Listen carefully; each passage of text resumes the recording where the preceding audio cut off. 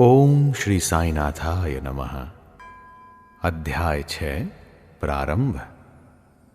आइए इस अध्याय में हम रामनवमी उत्सव, मस्जिद का जीर्णोद्धार, गुरु के कर स्पर्श की महिमा, चंदन समारोह, उर्स और रामनवमी का समन्वय तथा मस्जिद का जीर्णोद्धार कैसे हुआ, इसकी चर्चा करेंगे।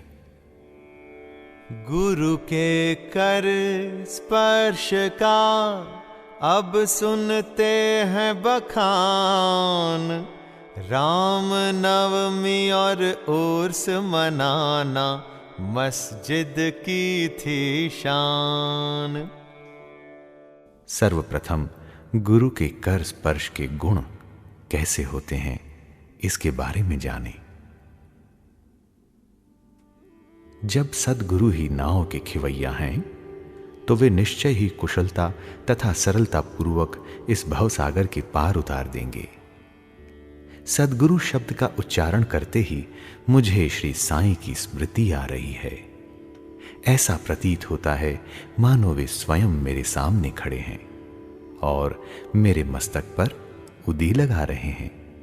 देखो देखो, वे अब अपना वरद हस्त उठाकर मेरे मस्तक पर रख रहे हैं। अब मेरा हृदय आनंद से भर गया है।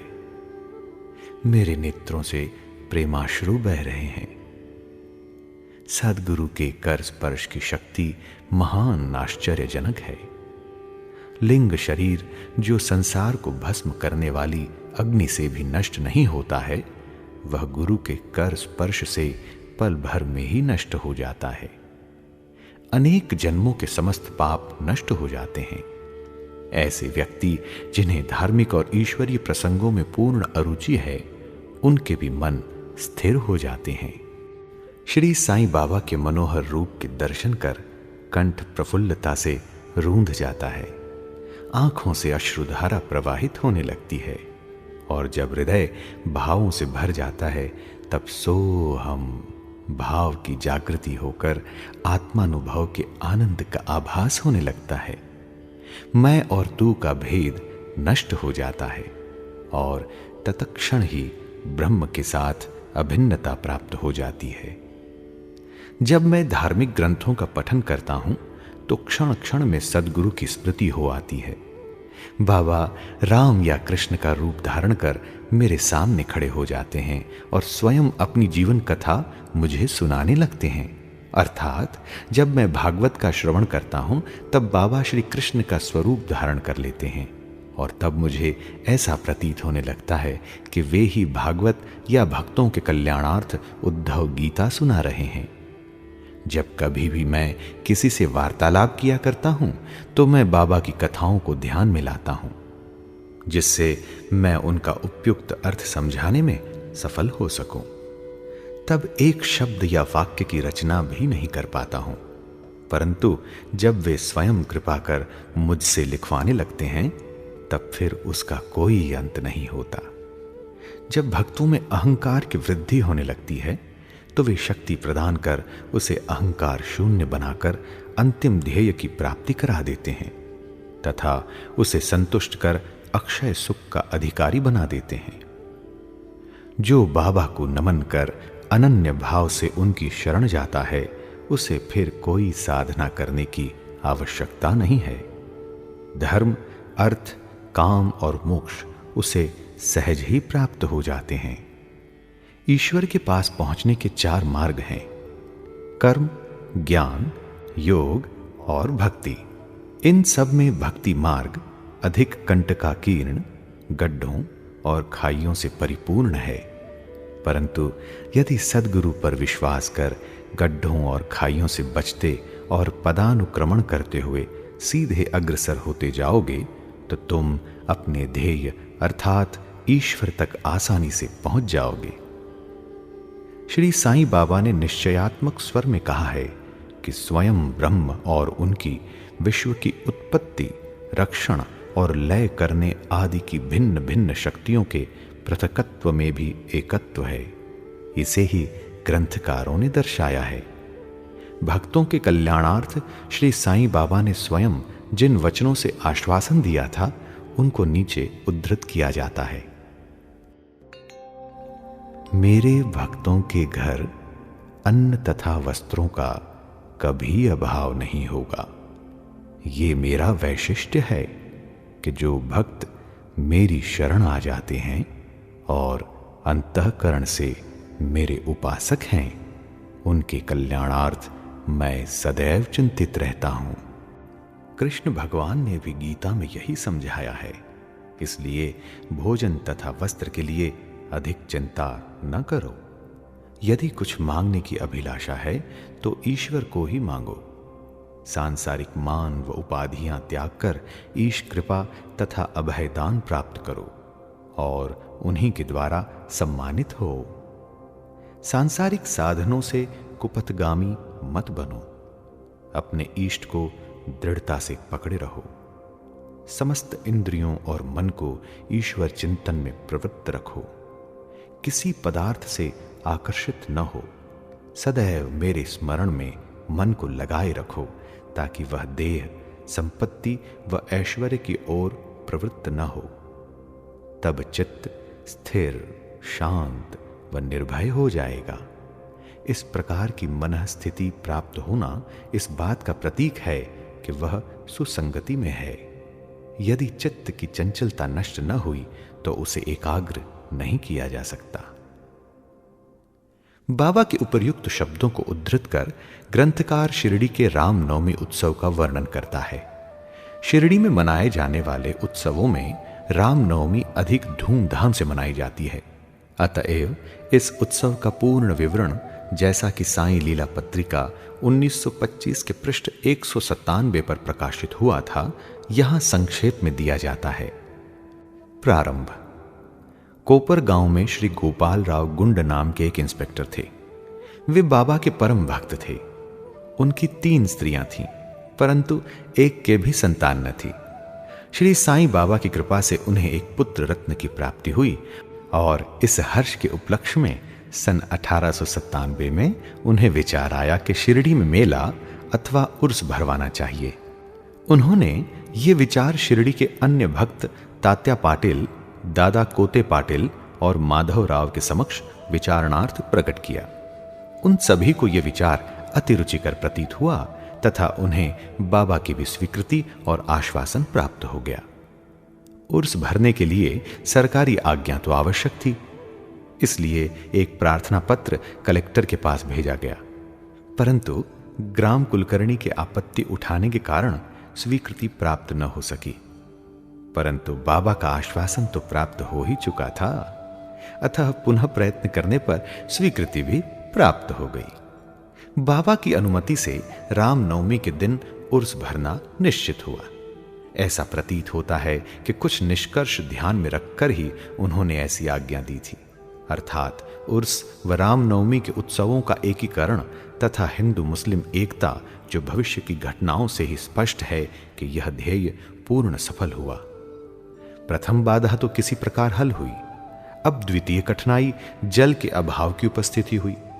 शिरडी तो एक छोटा सा गांव था और पूर्व काल से ही वहां जल का अभाव बना रहता था। गांव में केवल 2 कुएं थे, जिनमें से एक तो प्रायः सूख जाया करता था और दूसरे का पानी खारा था। बाबा ने उसमें फूल डालकर उसके खारे जल को मीठा बना दिया, लेकिन एक कुएं का जल कितने लोगों को पर्याप्त हो सकता था? इसलिए तात्या पाटिल ने बाहर से जल मंगवाने का प्रबंध किया। लकड़ी व बांसों की कच्ची दुकानें बनाई गईं तथा कुश्तियों का भी आयोजन किया गया। गोपाल राव गुंड के एक मित्र दासू अन्ना कासार अहमदनगर में रहते थे। वे भी संतानहीन होने के कारण दुखी थे। श्री साईं बाबा की कृपा से उन्हें भी एक पुत्र रत्न की प्राप्ति हुई थी। श्री गुंड ने उनसे एक ध्वज देने को कहा। एक ध्वज जागीरदार श्री नाना साहेब निमोणकर ने भी दिया। ये दोनों ध्वज बड़े समारोह के साथ गांव में से निकाले गए और अंत में उन्हें मस्जिद, जिसे बाबा द्वारका माई के नाम से पुकारते थे, उसके कोनों पर फहरा दिया गया। ये कार्यक्रम अभी भी पूर्ववत ही चल रहा है। आइए अब चंदन समारोह का आनंद लेते हैं।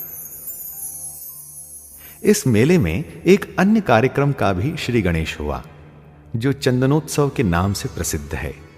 ये कोरहल के एक मुस्लिम भक्त श्री अमीर शक्कर दलाल के मस्तिष्क की सूझ थी। प्रायः इस प्रकार का उत्सव सिद्ध मुस्लिम संतों के सम्मान में ही किया जाता है।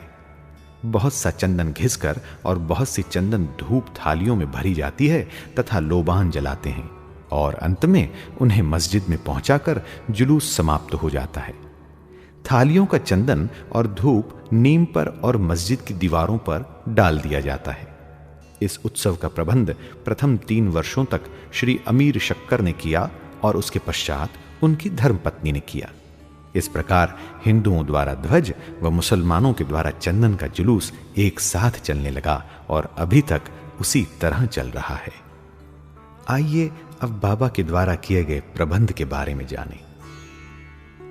रामनवमी का दिन श्री साईं बाबा के भक्तों को अत्यंत ही प्रिय और पवित्र है। कार्य करने के लिए बहुत से स्वयं सेवक तैयार हो जाते थे और वो मेले के प्रबंध में सक्रिय भाग लेते थे। बाहर के समस्त कार्यों का भार तात्या पाटिल और भीतर के कार्यों को श्री साईं बाबा की एक परम भक्त महिला राधा कृष्ण माई संभालती थी। इस अवसर पर उनका निवास स्थान अतिथियों से परिपूर्ण रहता और उन्हें सब लोगों की आवश्यकताओं का भी ध्यान रखना पड़ता था। साथ ही वे मेले की समस्त आवश्यक वस्तुओं का भी प्रबंध करती थीं। दूसरा कार्य जो वे स्वयं खुशी से किया करती थी वो था मस्जिद की सफाई करना, चूना पोतना आदि। मस्जिद की फर्श तथा दीवारें निरंतर धूनी जलने के कारण काली पड़ गई थीं। जब रात्रि को बाबा चावड़ी में विश्राम करने चले जाते तब वे ये कार्य कर लिया करती थी। समस्त वस्तुएं धूनी सहित बाहर निकालनी पड़ती थीं और सफाई व पुताई हो जाने के पश्चात पूर्ववत सजा दी जाती थी। बाबा का अत्यंत प्रिय कार्य गरीबों को भोजन कराना भी इस कार्यक्रम का एक अंग था। इस कार्य के लिए बृहद भोज का आयोजन किया जाता था और अनेक प्रकार की मिठाइयां बनाई जाती थीं। ये सब कार्य राधा कृष्ण माई के निवास स्थान पर ही होता था। बहुत से धनाढ्य व श्रीमंत भक्त इस कार्य में आर्थिक सहायता पहुंचाते थे। आइए अब उर्स का रामनवमी के त्योहार में समन्वय कैसा हुआ इसके बारे में जानें। सब कार्यक्रम इसी तरह उत्तम प्रकार से चलता रहा और मेले का महत्व शनह शनह बढ़ता ही गया। सन 1911 में एक परिवर्तन हुआ। एक भक्त कृष्णराव जोगेश्वर भीष्म अमरावती के दादा साहेब खापर्डे के साथ मेले के एक दिन पूर्व शिरडी के दीक्षित वाड़े में आकर के ठहरे। जब वे दालान में लेटे हुए विश्राम कर रहे थे तब उन्हें एक कल्पना सूझी। इसी समय श्री लक्ष्मण राव उपनाम काका महाजनी पूजन सामग्री लेकर मस्जिद की ओर जा रहे थे। उन दोनों में विचार विनिमय होने लगा और उन्होंने सोचा कि शिरडी में उर्स व मेला ठीक रामनवमी के दिन ही भरता है। इसमें अवश्य ही कोई गूढ़ रहस्य निहित है। रामनवमी का दिन हिंदुओं को बहुत ही प्रिय है। कितना अच्छा हो यदि रामनवमी उत्सव का भी श्री गणेश कर दिया जाए। काका महाजनी को यह विचार रुचिकर प्रतीत हुआ। अब मुख्य कठिनाई हरिदास के मिलने की थी जो इस शुभ अवसर पर कीर्तन व ईश्वर गुणानुवाद कर सकें। परंतु भीष्म ने इस समस्या को हल कर दिया। उन्होंने कहा कि मेरा स्वरचित राम आख्यान जिसमें राम जन्म का वर्णन है तैयार हो चुका है।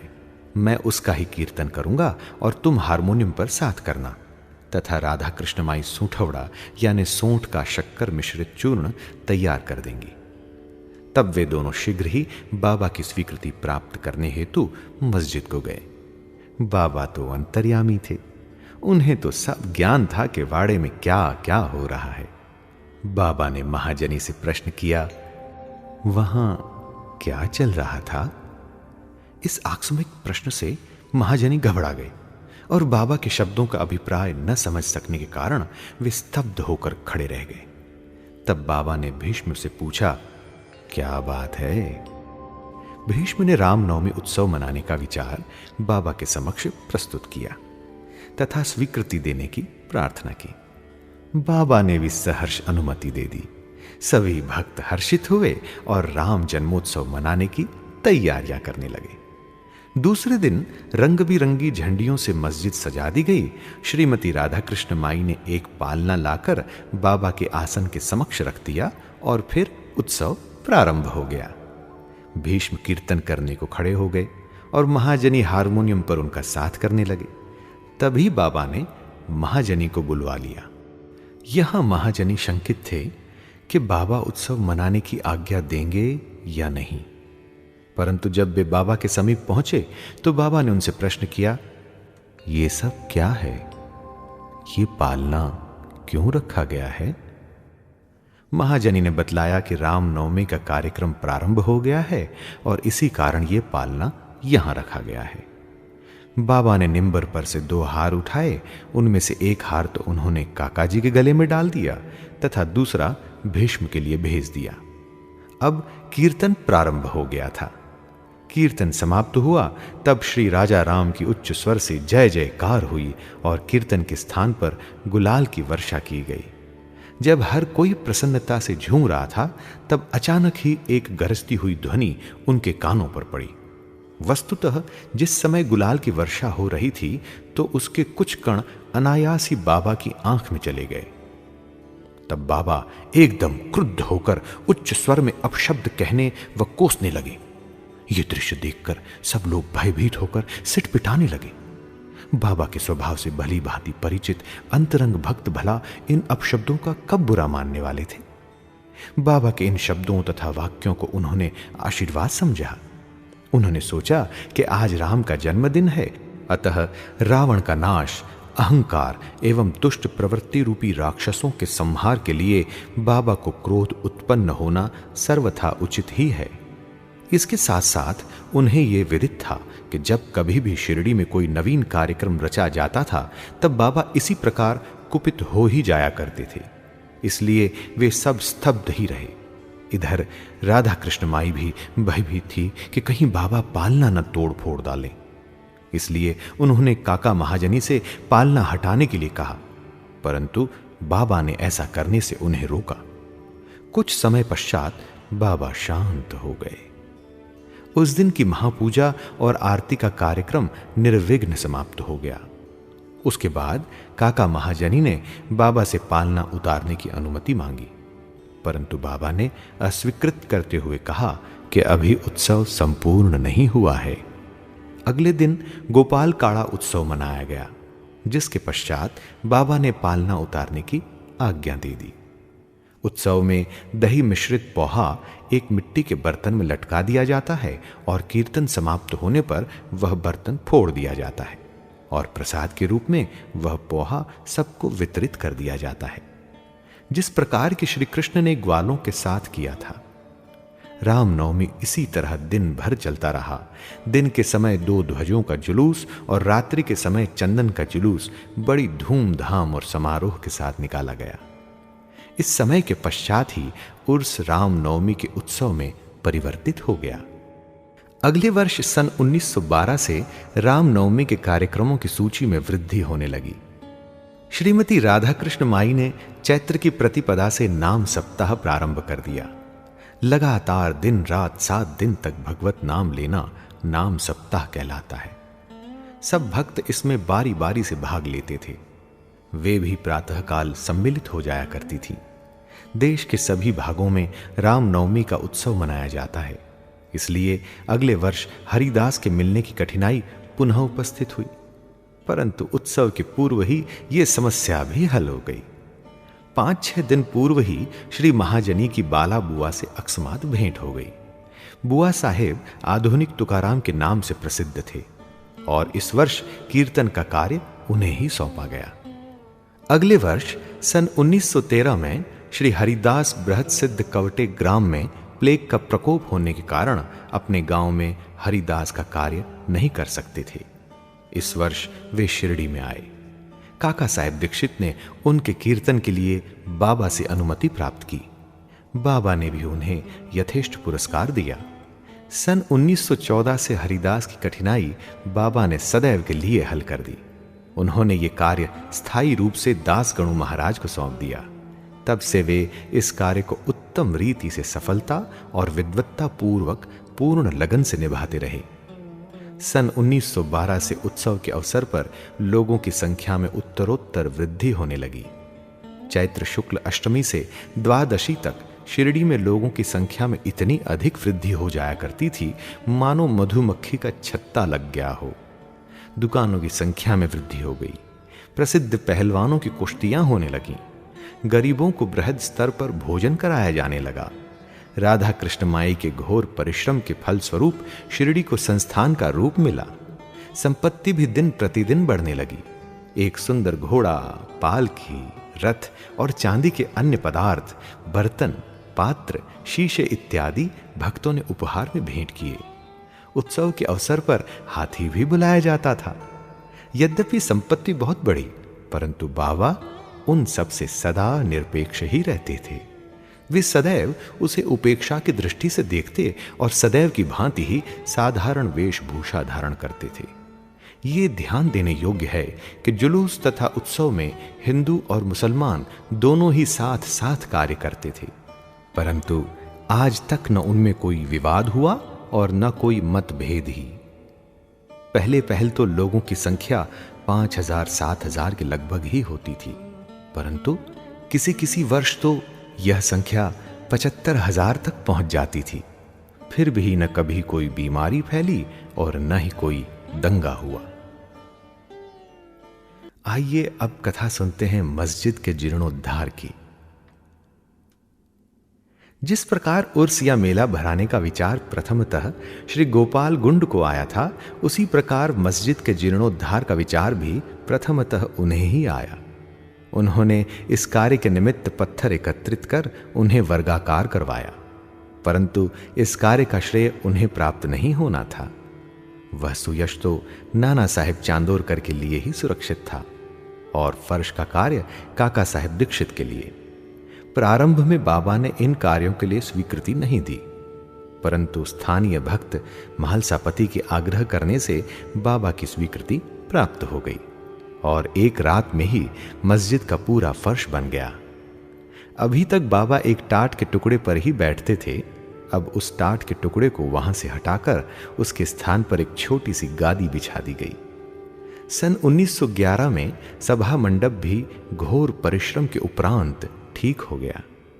मस्जिद का आंगन बहुत छोटा तथा असुविधाजनक था। काका साहेब दीक्षित आंगन को बढ़ाकर उसके ऊपर छप्पर बनवाना चाहते थे। यथेष्ट द्रव्य राशि व्यय कर उन्होंने लोहे के खंभे, बल्लियां व कैंचियां मोल ली और कार्य भी प्रारंभ हो गया। दिन रात परिश्रम कर भक्तों ने लोहे के खंभे जमीन में गाड़े। जब दूसरे दिन बाबा चावड़ी से लौटे, उन्होंने उन खंभों को उखाड़कर फेंक दिया और अति क्रोधित हो गए। वे एक हाथ से खंभा पकड़कर उसे उखाड़ने लगे और दूसरे हाथ से उन्होंने तात्या का साफा उतार लिया और उसमें आग लगाकर गड्ढे में फेंक दिया। बाबा के नेत्र जलते हुए अंगारे के सदृश लाल हो गए। किसी को भी उनकी ओर आंख उठाकर देखने का साहस नहीं होता था। सभी बुरी तरह भयभीत होकर विचलित होने लगे कि अब क्या होगा। भागोजी शिंदे कुछ साहस कर आगे बढ़े, पर बाबा ने उन्हें धक्का देकर पीछे ढकेल दिया। माधवराव की भी वही गति हुई। बाबा ने उनके ऊपर भी ईंट के ढेले फेंकने लगे। जो भी उन्हें शांत करने गया, उसकी वही दशा हुई। कुछ समय के पश्चात क्रोध शांत होने पर बाबा ने एक दुकानदार को बुलाया और एक जरीदार फेंटा खरीदकर अपने हाथों से उसे तात्या के सिर पर बांधने लगे, जैसे उन्हें विशेष सम्मान दिया गया हो। यह विचित्र व्यवहार देखकर भक्तों को आश्चर्य हुआ। वे समझ नहीं पा रहे थे कि किस अज्ञात कारण से बाबा इतने क्रोधित हुए। उन्होंने तात्या को क्यों पीटा और तत्क्षण ही उनका क्रोध क्यों शांत हो गया। बाबा कभी कभी अति गंभीर तथा शांत मुद्रा में रहते थे और बड़े प्रेम पूर्वक वार्तालाप किया करते थे, परंतु अनायास ही बिना किसी गोचर कारण के वे क्रोधित हो जाया करते थे। ऐसी अनेक घटनाएं देखने में आ चुकी हैं, परंतु मैं इसका निर्णय नहीं कर सकता कि उनमें से कौन सी लिखूं और कौन सी छोड़ूं। अतः जिस क्रम से वे याद आती जाएंगी, उसी प्रकार उनका वर्णन किया जाएगा। कभी कृपा से भरे हुए, कभी रूप विकराल, भक्तों को हर रूप में बाबा करते निहाल। अगले अध्याय में बाबा यवन हैं या हिंदू, इसका विवेचन किया जाएगा तथा उनके योग, साधन, शक्ति और अन्य विषयों पर भी विचार किया जाएगा। श्री सद्गुरु साईनाथार्पणमस्तु। शुभम भवतु। सप्ताह पारायण प्रथम विश्राम। ओम श्री साईनाथाय नमः। साई नारायण नारायण हरि हरि।